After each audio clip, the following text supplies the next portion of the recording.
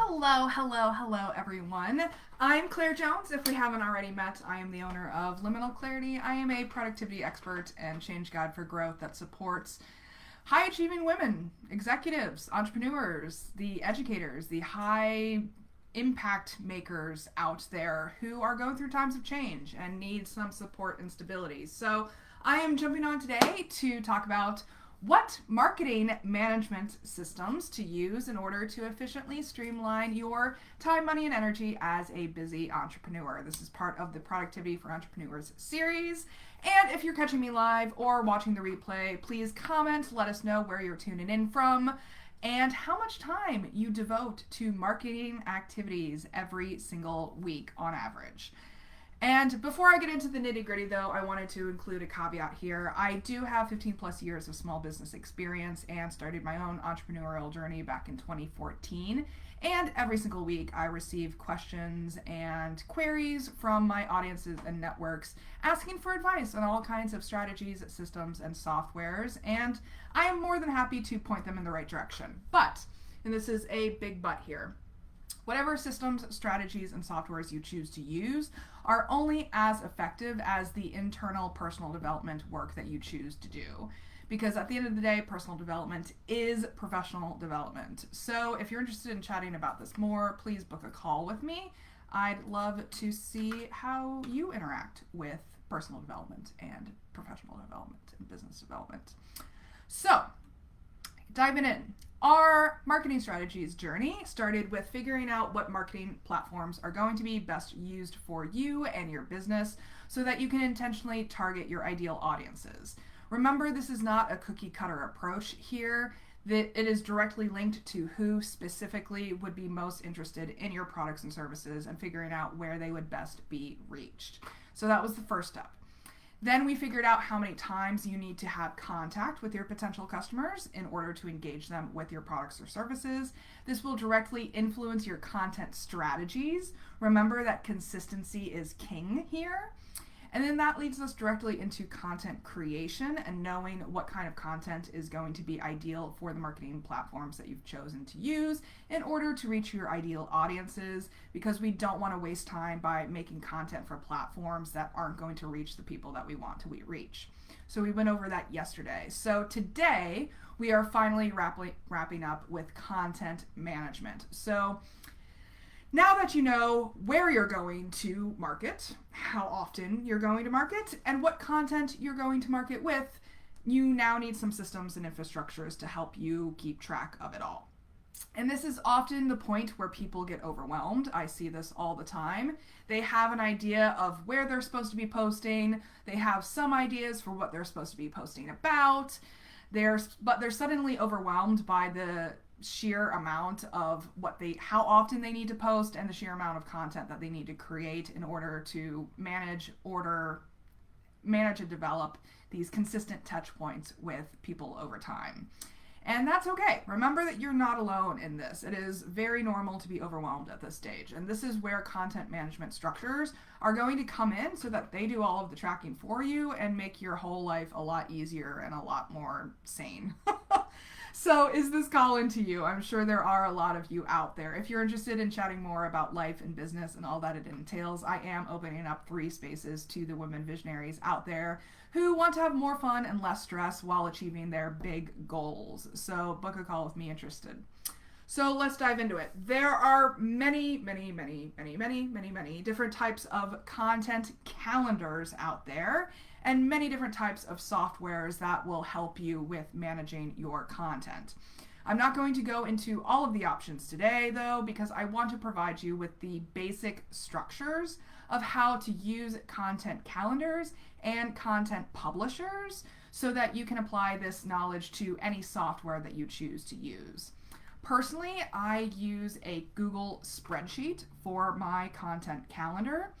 I've customized it because I love spreadsheets and I find that it has more flexibility than some of the softwares available, but you need to find out what works best for you. So today we're talking about content calendars and content schedulers. A content calendar is basically going to track all of the content that you plan on posting on what platform, on what day, and in what order. This way you can plan out content in advance so that when the time comes to actually make and post the content, you're not wasting time trying to figure out what the content is even supposed to be. Think of it as your past self taking care of your future self.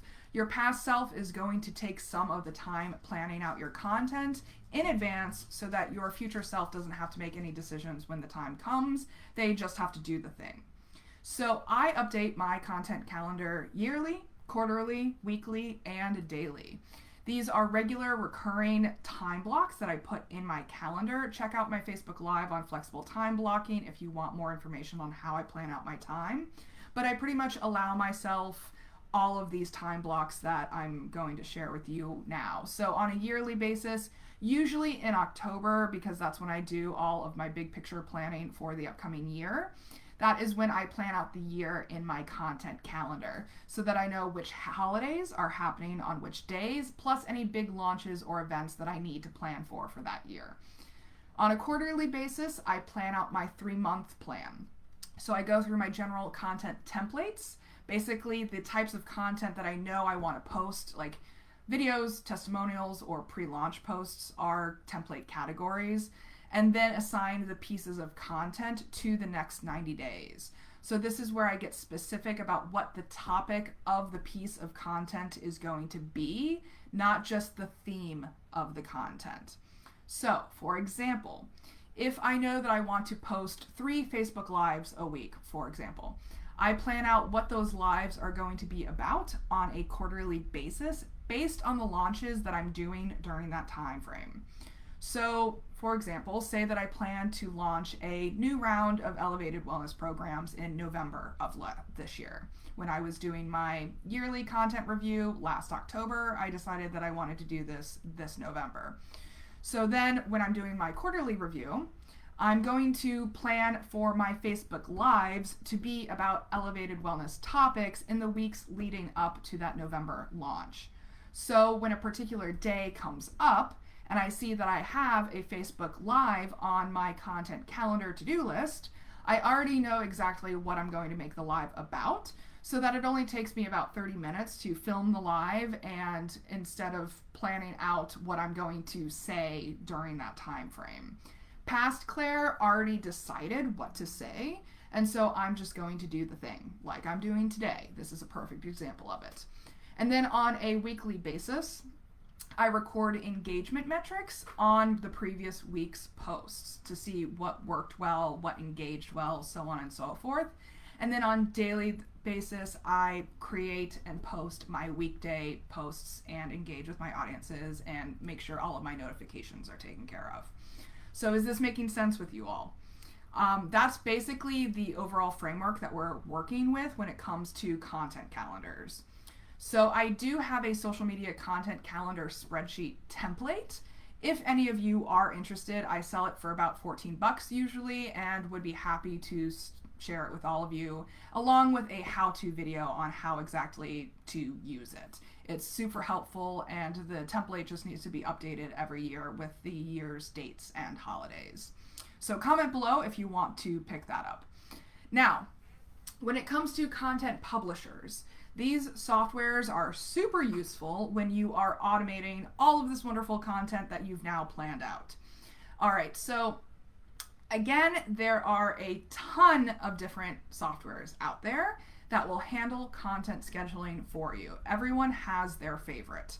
Some will integrate with your content calendars, some will integrate with your CRMs, your customer relationship management softwares. There are some that will integrate with your website. It pretty much depends on how much you want to spend on the softwares and what kind of user interface you're comfortable with. My favorite for now is Canva. I create all of my visual marketing content in Canva, and last year they updated the software and included a social media scheduling function on it, so that you no longer have to download the images to your computer and then upload them to social media. It makes the whole process way more efficient. You can just post your images directly from the Canva platform. But some of the most popular content scheduling softwares are Buffer, Hootsuite, Sprout Social, CoSchedule, Edgar, and Zoho. Everyone has their favorite, so it's difficult to determine an industry standard for this category, but you got to find what works for you. At the end of the day, anything is better than nothing. So that's pretty much it. We're talking about content calendars and content schedulers. And again, there are a variety of options. So if you're interested in learning more or have any questions on what we covered today, feel free to book a call with me. I'd be happy to talk with you, and let's talk about the best way to get you on track, focused, and devoting your time appropriately to these types of activities so that you can achieve your goals with a lot more joy, ease, and efficiency at the end of the day. So we can use a multidisciplinary approach that helps you reach and maintain peak performance, even in times of change, stress, and or transformation. I cannot wait to support you in your journey. So in the meantime, please join me for more Facebook Lives where I'll be doing a deeper dive into each of these areas and give you practical tips, tools, and recommendations. Tomorrow, I'm going to be jumping on and talking about the customer journey. That's the next step in the processes that we're talking about.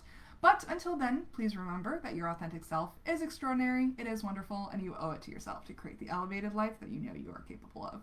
Take care, everyone.